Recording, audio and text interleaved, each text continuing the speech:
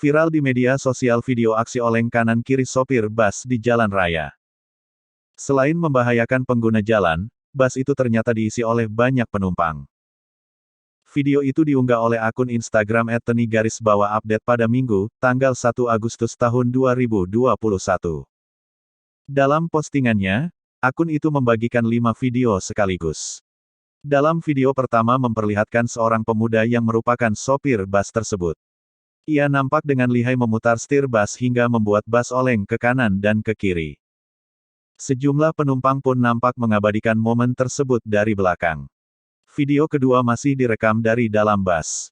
Bus itu oleng di jalan yang lumayan sempit. Sedangkan para penumpang berteriak kegirangan dengan aksi yang dilakukan sang sopir.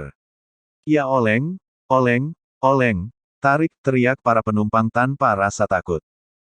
Mendengar dukungan dari para penumpang, sopir itu semakin cepat memutarkan kemudinya.